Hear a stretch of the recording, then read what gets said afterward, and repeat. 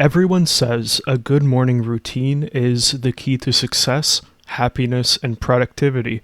But what if we made the perfect one, backed by science? I spent way too many hours researching this, studying the habits of the world's top achievers, and combining that with scientific expert advice to craft the ultimate morning routine for you. It's so good, it's like Tony Robbins teamed up with a mad scientist to create the perfect step-by-step plan for achieving all your goals. 8 hours of sleep. Now here's the thing. Every morning routine actually starts the night before. So step 1 is to get your 8 hours of sleep. Here's a pro tip. Leave your blinds open so sunlight can wake you up naturally. Unless, of course, you're like me living in Canada during the winter, then good luck finding the sun. Now, why is sleep so important? Well, the neuroscientist Matthew Walker from UC Berkeley explains in his book Why We Sleep that routinely sleeping less than 6 or 7 hours a night demolishes your immune system, more than doubling your risk of cancer. And let's be honest, you don't need a PhD to know that not getting enough sleep makes you feel terrible. Get to sleep too late, and you're setting yourself up for failure before the day even begins. 10 minutes of natural light. Let me know if this sounds familiar to you.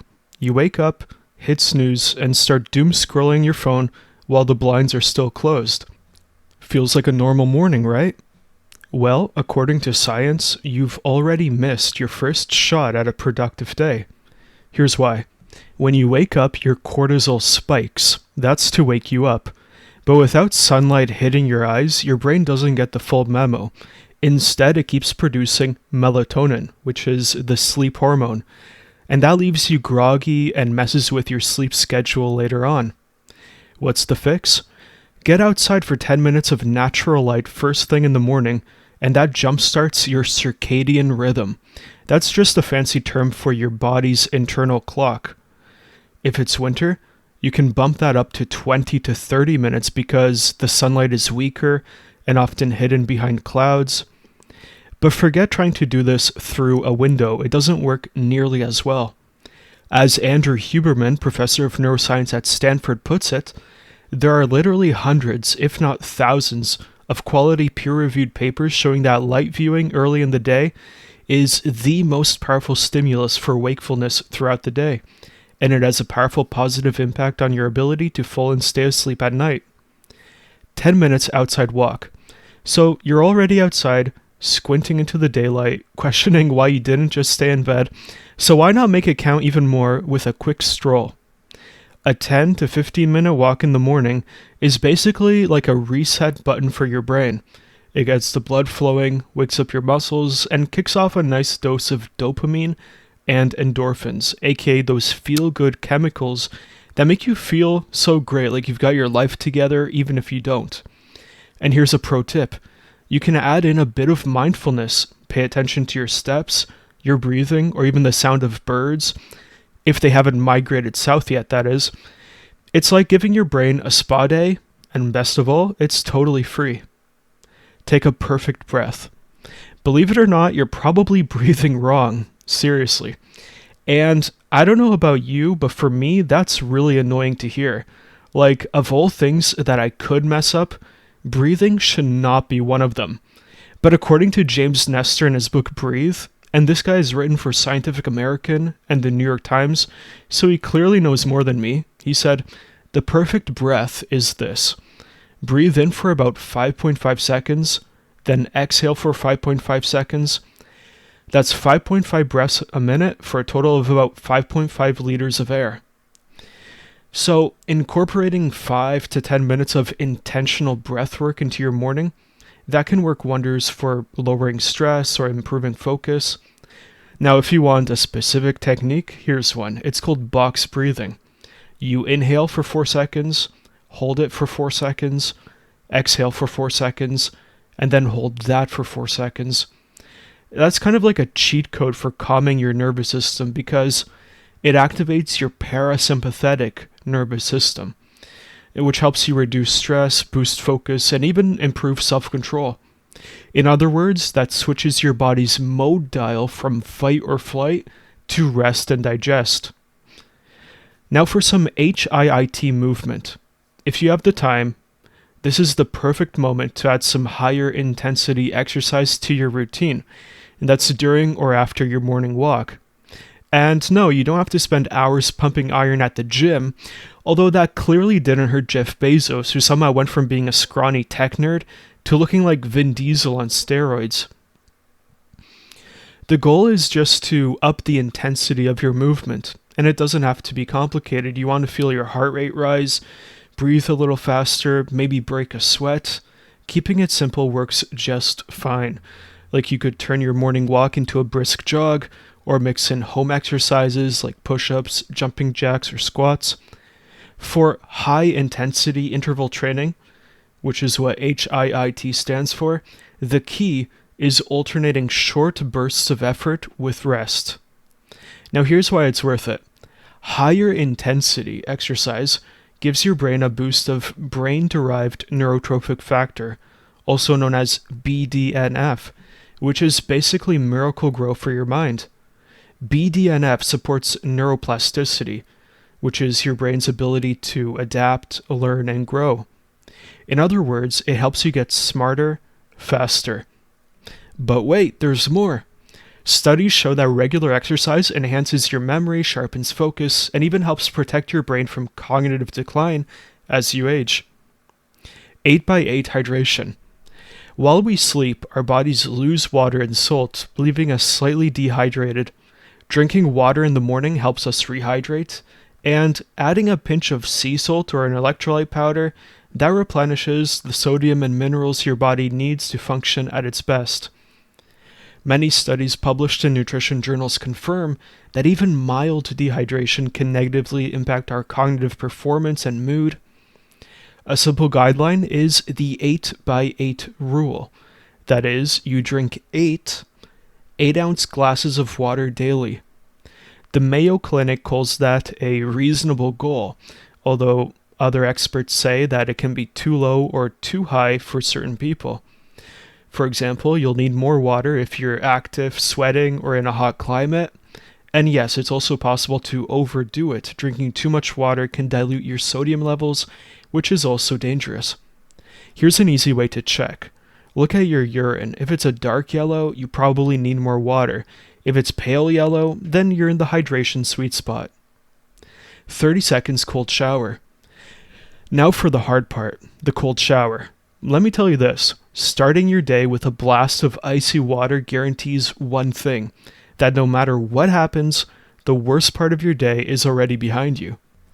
But there's a silver lining, because shortly after the shower, you're gonna feel amazing, at least after you've stopped shivering. Here's why. Cold exposure releases norepinephrine, which is a type of stress hormone that sharpens focus and reduces inflammation. It also provides a sustained boost to your dopamine levels, which can elevate your mood, improve motivation, and create a sense of well-being that lasts for hours after the exposure. The best part is, you probably only need 30 seconds of cold water to get major benefits of this. You can start with your regular shower, and then turn the water to cold at the very end. And the science backs this up.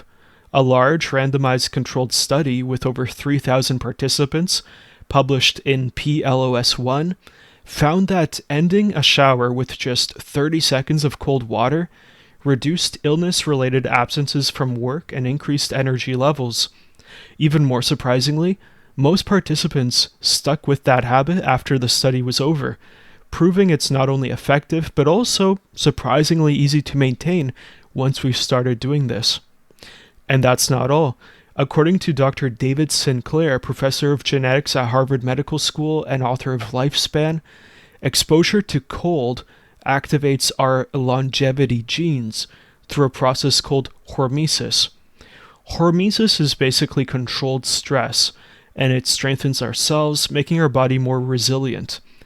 As Sinclair writes, there are plenty of stressors that will activate longevity genes without damaging the cell, including certain types of exercise, intermittent fasting, low-protein diets, and exposure to hot and cold temperatures. 1 hour caffeine delay. Okay, coffee lovers, you're gonna hate me for this one. Trust me, I get it. I love my morning coffee. But here's what the science says. Wait 60 to 90 minutes before having your first cup. Here's why this matters. While you sleep, your body breaks down some adenosine in your body. That's stuff that makes you feel sleepy. But there's still some adenosine hanging around when you wake up, especially if you didn't get enough sleep. And this is where the coffee comes in. Coffee suppresses adenosine, so it makes you feel more alert. Well, that's great, right? Except when that caffeine wears off, all that leftover adenosine comes rushing back, and that gives you the dreaded afternoon crash. So by waiting an hour after you wake up, you give your body some time to clear out more of that leftover adenosine on its own. Then, when you finally drink your coffee, it works much better. No crash, just focused caffeine-fueled productivity. And thank you, Andrew Huberman, for that tip, and for making my mornings slightly harder but smarter. But as a side note, if you're Warren Buffett, you can just ignore all of this. That man has started his day with Coca-Cola for decades. In fact, he drinks a total of 5 cans a day. Oh, and get this, every morning, on his drive to the office, he stops by McDonald's for breakfast. Apparently, that's how he became the wealthiest investor in history and is still going strong at 94 years old. Next, we have 15 minutes journaling. Alright, let's talk about journaling. It turns out, it's not just for pouring our hearts out about angsty high school drama or that crush who didn't text us back. Journaling, especially expressive writing, it actually comes with some seriously impressive mental health benefits backed by science.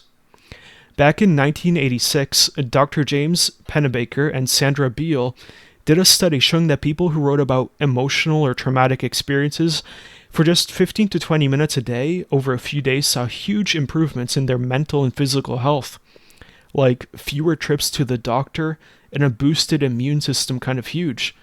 And since then, study after study has backed this up. Here are a few easy prompts to get you started journaling. 1. What are 3 things I'm grateful for today? 2. What's one thing I can do to move closer to my goals today? 3. What obstacles might I face today and how can I overcome them? Now, the best part about journaling is that we can include other good habits into this time, such as gratitude, writing down goals, and visualization. Let's explore those next. Gratitude practice. Writing down 3 things you're thankful for might sound a little corny, but it can seriously shift your mindset. And this is not just self-help fluff. Science backs it up.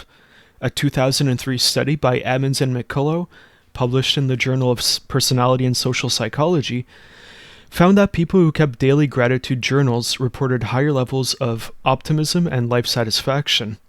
Next, we have writing down goals. Spend 5 minutes writing down your top goals or priorities for the day. Yes, actually scribbling them down with a pen and paper.